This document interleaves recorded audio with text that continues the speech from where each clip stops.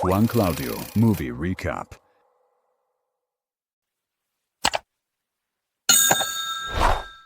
Isipin mo, naglalakad ka lang sa pamilyar na daan pa uwi, pero napansin mo, pabalik-balik lang ang mga poster sa dingding, yung lalaking nakakasalubong mo, kanina mo pa nadadaanan. At ang mas malala, walang katapusan ang hallway na ito. Welcome sa The Exit 8. Sa lugar na to, isang pagkakamali mo lang sa pagpandinig o pagtingin. Hinding-hindi ka na makakalabas habang buhay. Kaya kung ako sa'yo, huwag kang lilingon. Dahil magsisimula na ang kwento. Magsisimula ang ating kwento sa ating bida. Tatawagin muna natin siyang The Lost Man.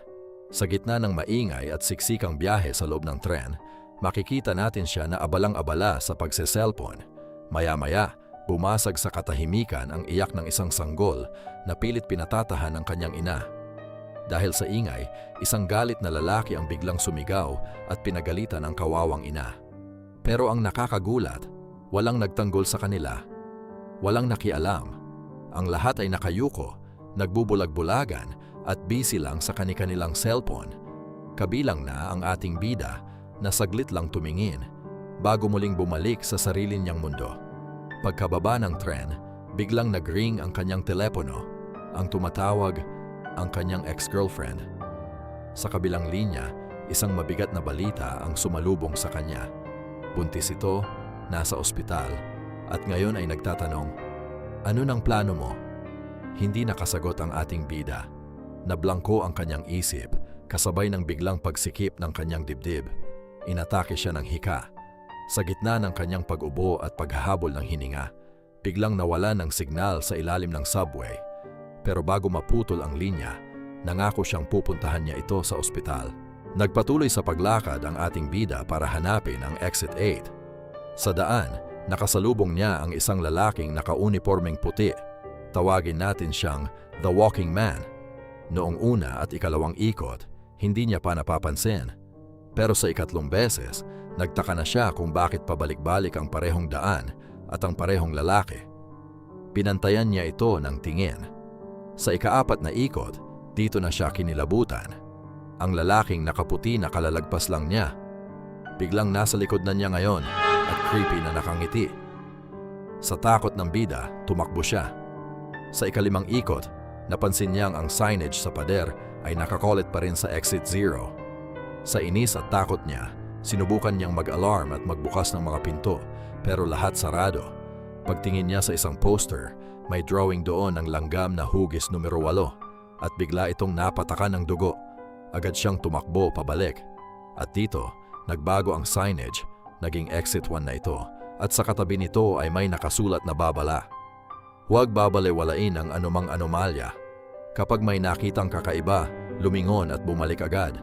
Kapag walang kakaiba, magpatuloy lang para makalabas sa Exit 8. Dahil sa takot, sinubukan niyang kausapin ang Walking Man para magtanong kung nasaan ang Exit 8 at kung ano ang ibig sabihin ng anomalya.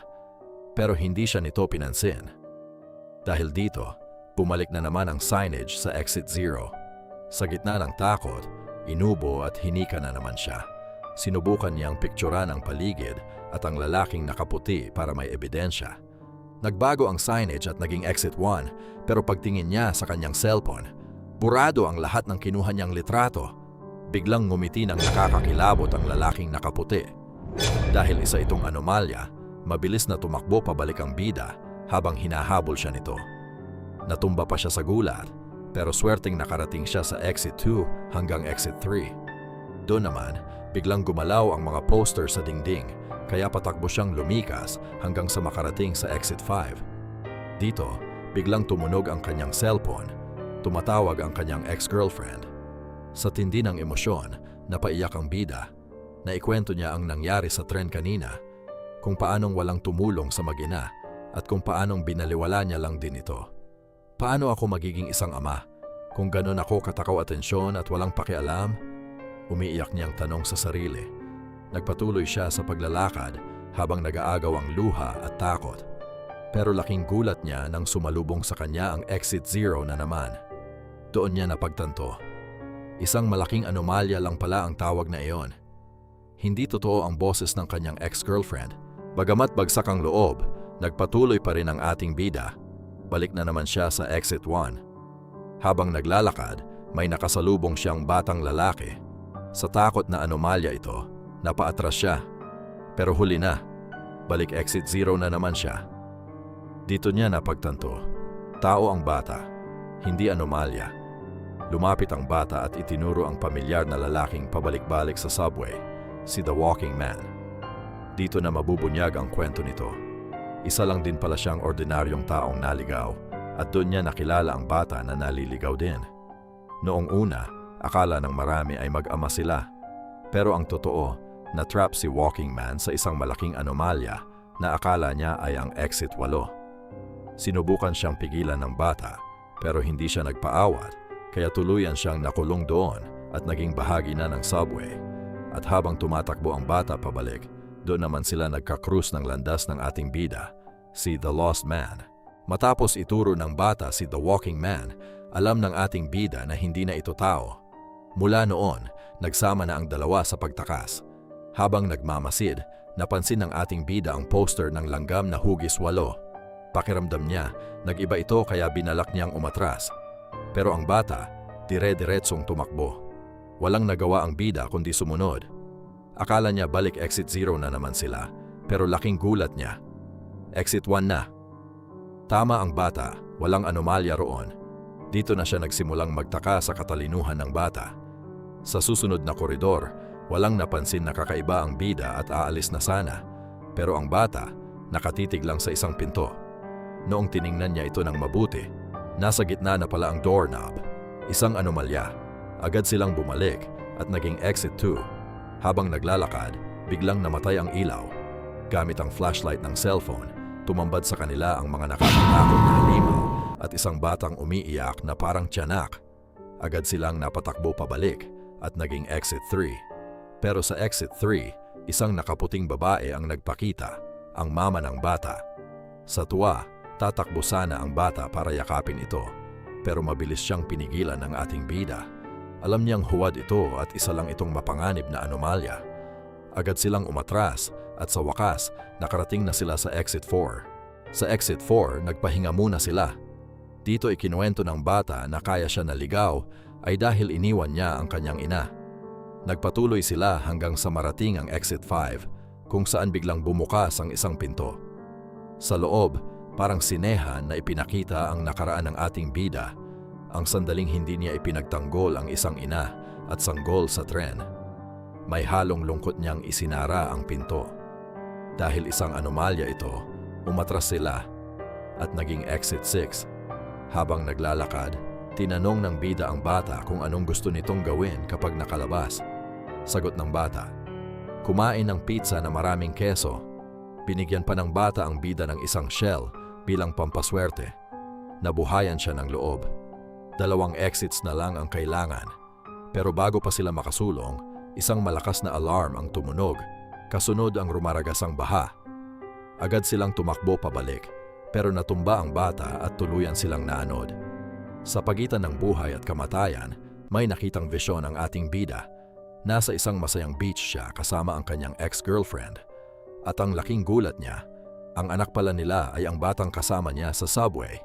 Lumapit sa kanya ang bata at binigyan din siya ng katulad na shell. Sa iyak at tuwa, niyakap niya ito ng mahigpit. Ngunit panaginip lang pala ang lahat. Balik sa malupit na kasalukuyan, gamit ang huling lakas, sinagip ng bida ang bata at pilit itong isinabit sa signage ng exit 8 para hindi maanod. Ngumiti siya at sinabing, magiging okay na ang lahat. Pagkatapos nito, tuluyan na siyang nilamon ng baha. Nagising ang bata na pinaliligiran ng mga kalat na iniwan ng baha. Bagamat mag-isa na lang, nagpatuloy siya hanggang sa marating ang exit 7. Bago tuluyang lumabas, lumingon muna siya. Isang huling tanaw sa mga pinagdaanan nila ng bida. Kasunod nito, bumalik ang eksena sa ating bida. Buhay siya. Masusi niyang tiningnan ang paligid para masigurong walang anomalya. Naglakad siya ng dire-diretso hanggang sa wakas. Nakita niya ang signage ng exit 8 at ang hagdan pababa. Bago tuluyang humakbang, tinitigan muna niya ang shell na ibinigay sa kanya ng bata bilang alaala. Sa ibaba, nakakita na siya ng ibang mga tao. Pero maingat pa rin niya silang pinagmamasdan, baka anomalya lang ang lahat. Nang i-check niya ang kanyang cellphone, may signal na. Bumili siya ng tubig sa isang vending machine. May nakita pa siyang isa pang exit na may hagdan pataas, pero hindi na siya lumabas doon. Habang naglalakad sa loob ng substation, tinawagan niya ang kanyang ex-girlfriend para kamustahin at tanungin kung nasaan ito. Sumagot ang babae na nasa ospital pa rin ito. Sabi ng bida, "Papunta na ako dyan." Nang tanungin siya kung anong plano niya, sumagot lang siya ng, "Basta, darating ako." At doon natapos ang tawag. Sumakay siya ulit ng tren. Tulad ng dati, busy ang lahat sa kani-kanilang cellphone. Pero biglang may narinig siyang iyak ng sanggol. Eksaktong katulad ng nangyari sa simula ng kwento. May isang lalaki na namang nagagalit sa ina dahil sa ingay at walang sino man ang nagtatanggol dito. Pero iba na ang bida ngayon. Natuto na siya sa kanyang nakaraan. Sa huling sandali, ipinakita na hindi na siya nagbulag-bulagan. Humakbang siya pasulong at aktong mamamagitan na para tulungan ang mag-ina.